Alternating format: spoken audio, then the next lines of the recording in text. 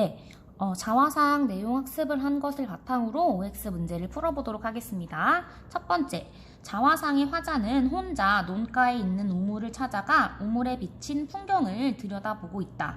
맞을까요? 틀릴까요? 네, 맞죠? 저번에도 말했던 것처럼 혼자 그곳에 가서 우물을 찾아가서 우물에 비친 풍경을 들여다보고 있었습니다. 두 번째, 자화상의 화자는 사나이에 대한 감정 변화를 드러냄으로써 자신의 내적 갈등을 표현하고 있다.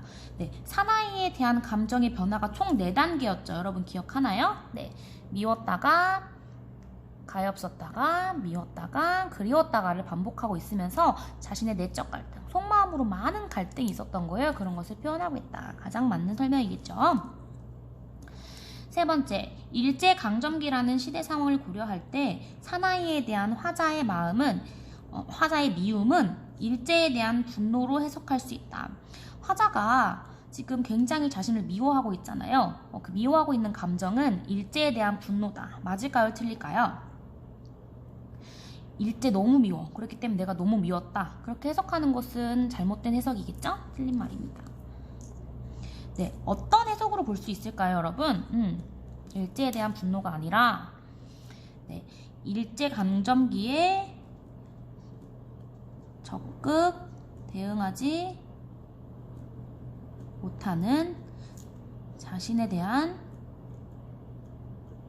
부끄러움 정도로 설명할 수 있겠죠. 일제에 적극 대응하지 못하고 글을 쓰고 있는 자신에 대한 부끄러움이라고 해석할 수 있겠습니다.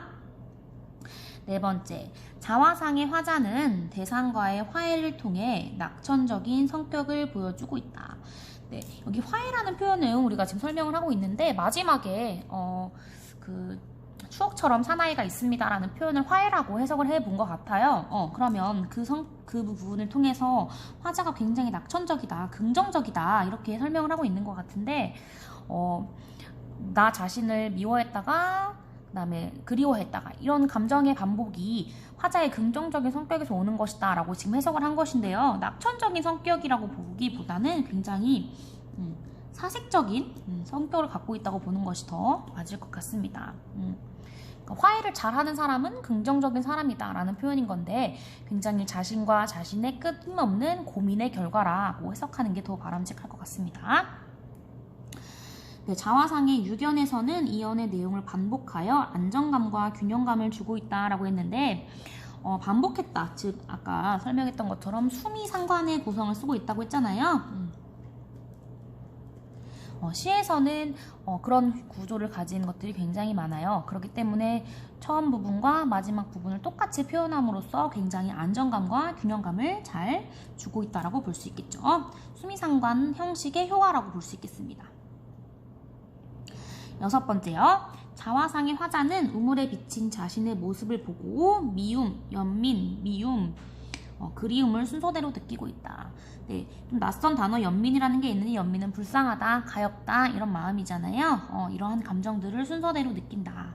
네, 맞는 표현입니다. 선생님이 두 번째 핵심으로 다뤘던 부분이죠. 일곱 번째, 자화상은 화자의 심리 및 태도에 따라 시상을 전개한다 라고 나와 있는데요. 심리가 어떻게 변하는지, 화자가 어떤 태도를 가지고 있는지로 시상을 전개한다. 시상을 이어나가고 있다. 시적 구조의 특성인데 이것은 맞는 표현입니다. 선생님이 지난 시간에 설명했던 것 같아요.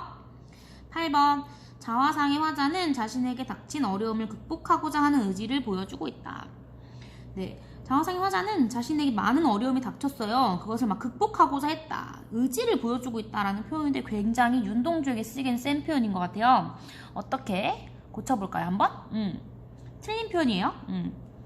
자, 화자는 자신의 내적 갈등을 해소하고자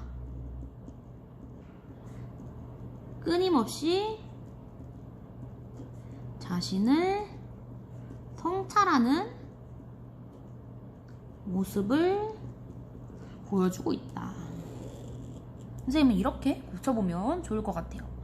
그러니까 지금 많은 자신 내면 안에 있는 갈등들을 해결하고자 끊임없이 자기를 성찰하고 반성하고자 했지, 막 어려움을 극복하기 위해 의지를 보여줬다라고 하는 것은 조금 적절하지 못한 표현인 것 같아 선생님이 수정을 해보았습니다. 네, 여러분도 OX 문제 선생님이 풀어주기 전에 한번 다 쭉 풀어봤겠죠? 네, 다 맞았으면 좋겠네요. 네.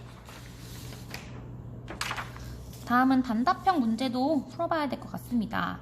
네, 자화상에서 자아 성찰의 매개체가 무엇인지 쓰세요. 자아 성찰하도록 돕는 사물이 무엇인가 라는 질문인데요. 네, 누가 지금 윤동주가 쓴 자화상에서 윤동주 자화상에서 자아 성찰하게 도와주고 있는 매개체가 되는 사물은 무엇인가요? 그렇죠? 여러분? 우물이겠죠? 그래서 우물의 기능 굉장히 중요합니다. 네, 두 번째, 자꾸 반복해서 나오는 것은 중요하기 때문이에요. 그 사나이에 든 화자의 심리 및 태도. 네, 미움, 가엾음, 미움, 그리움. 이렇게 쓸 수 있을 것 같습니다. 이 화자의 심리 및 태도를 바탕으로 시상이 전개된다고 했으니까 여러분들 꼭 알아둘 필요가 있겠죠? 두 번째 핵심이었습니다.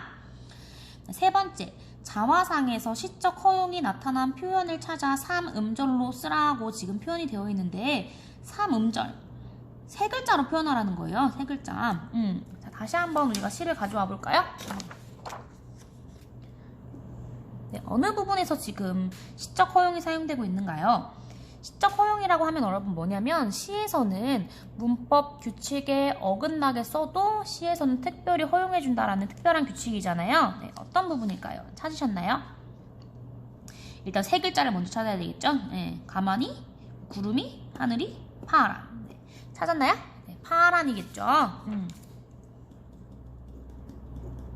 파란은 원래 이렇게 쓰면 안 돼요. 원래는 파란으로 써야 되는데 시에서는 특별히 파란으로 써도 허용을 해주겠다. 이렇게 볼 수가 있겠습니다.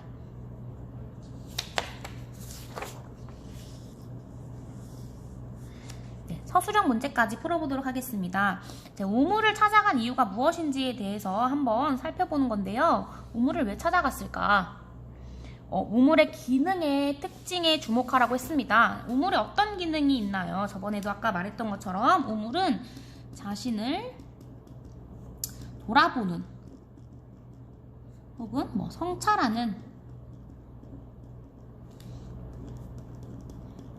기능을 하겠죠. 기능을 한다.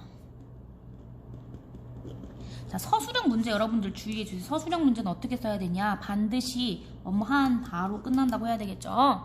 네, 우리 학교에서도 서술형 문제가 많이 나오는데요. 이렇게 다로 끝나지 않으면 감점을 하게 되어 있습니다. 꼭 반드시 한 다로 끝내주시기 바랍니다.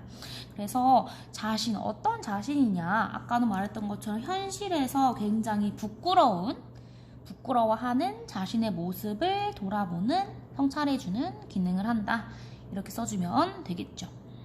또한 우물이 거울의 기능을 한다라고 했으니까 자신을 객관적으로 바라봐 줄 수 있게 하는 기능을 한다. 이렇게 써도 맞는 표현일 것 같습니다. 두 번째, 우물 속 풍경과 화자의 모습이 가지는 특징에 대해 서술하시오. 여러분들 학습활동 풀었으면 알 수 있을 것 같아요. 우물 안은 어떤 모습이었냐? 달도 있고 구름도 있고 바람도 불고 가을도 있습니다. 그렇게 아름다운 자연의 모습으로 우물 속이 표현되어 있는데요. 아름다운 자연의 모습이에요.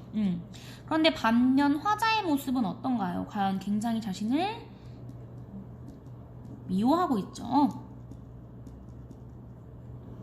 자, 아름다운 모습과 미워하고 있는 자신의 모습, 미운 모습이 어떻게 되고 있는지를 서술하라고 했는데 특징을 각각 잡아 서술을 해야 돼요.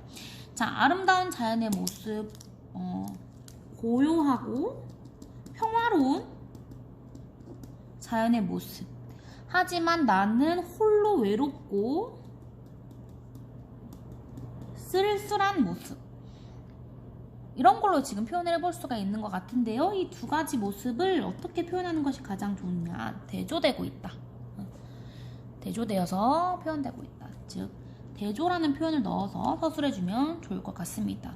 자, 우물 안에 있는 풍경이 굉장히 아름답습니다. 하지만 나의 모습은 굉장히 초라하고 밉고 부끄럽고 이런 모습으로 표현되어 있기 때문에 대조되고 있다라고 볼 수 있겠습니다. 오히려 자신의 모습이 더 초라하고 작아졌기 때문에 자연의 모습, 즉 외부 세계의 모습이 더 평화롭고 고요하고 아름다워 보일 수도 있을 것 같습니다. 그 두 모습이 대조된다라고 설명해 주시면 좋아요. 세 번째, 사나이가 나타내는 것이 무엇인지 쓰고 이와 같이 표현한 이유를 서술하시오 라고 했습니다. 자, 사나이는 누구냐? 그 우물 안에 비친 모습이잖아요. 그런데 우물이 곧 자신을 비추고 있기 때문에 사나이는 곧 나예요. 나. 작품 속에서는 나는 누구입니까? 화자예요. 말하는 사람인 거죠. 자, 화자를 사나이가 의미하는데 왜 굳이 나라고 표현하지 않고 돌아가 생각하다 보니 내가 가엾어집니다. 이렇게 표현하지 않고 사나이가 가엾어집니다. 사나이가 미워집니다. 라고 표현을 한 것이 무엇이냐. 그렇게 굳이 표현한 이유가 있을까라고 그거를 쓰라는 거예요. 왜 굳이 나를 사나이라고 표현했을까? 그 이유를 함께 쓰라고 했는데 왜 그럴까요? 왜 나를 사나이라고 표현했을까? 그 이유를 가만히 생각해보면 좀 더 어떻게 표현하는 걸까요? 좀 더 자신을 객관화시키고 싶은 거겠죠?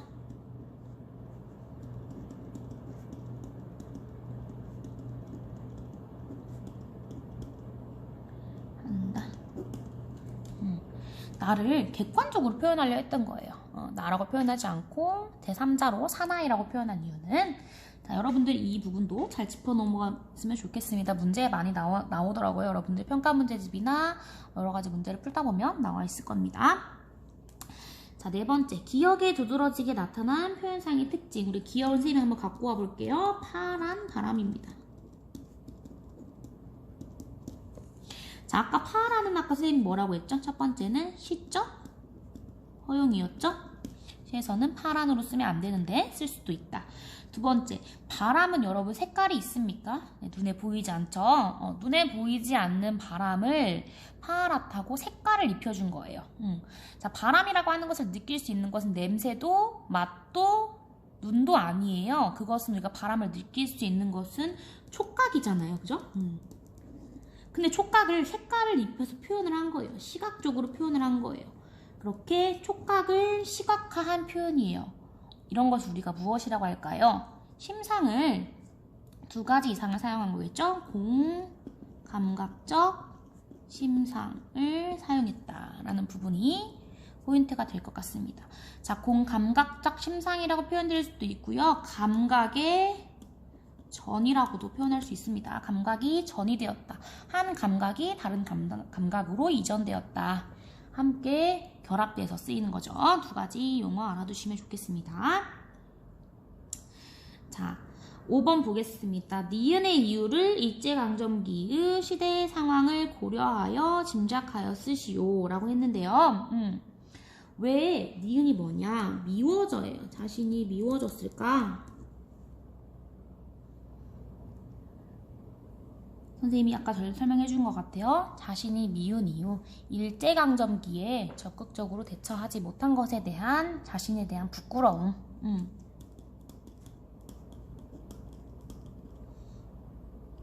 부끄러운 감정. 적극적인 대처를 하지 못했던 자신에 대한 반성. 아무런 역할을 하지 못하는 일제강점기 지식인의 굉장히 자책이 잘 드러나는 부분입니다. 자, 5번과 6번은요. 여러분들 선생님이 과제로 한번 받아보도록 하겠습니다. 5번과 6번 중요합니다. 자, 디귿에서 화자의 내적 갈등이 해소되었다고 생각하는지 그렇다거나 그렇지 않다면 그 이유가 무엇인지 서술하시오. 댓글로 남겨주시면 될 것 같습니다. 선생님이 한번 여러분들의 의견을 쭉 받아보고 피드백 해드리도록 하겠습니다. 네, 여러분 OX 문제, 단답형 문제, 서술형 문제까지 풀어봤는데요. 네, 이렇게 풀어봤는데도 혹시 이해가 안 간다, 질문할 게 있다라고 하면 커뮤니티에 댓글로 달아주시면 선생님이 빠른 시간에 답변해 드리도록 하겠습니다. 네, 수고 많았고요. 말이 조금 빠르다거나 어려운 부분이 있어도 여러분들이 잘 이해해 주시면 감사하겠습니다. 네, 여기까지 하겠습니다.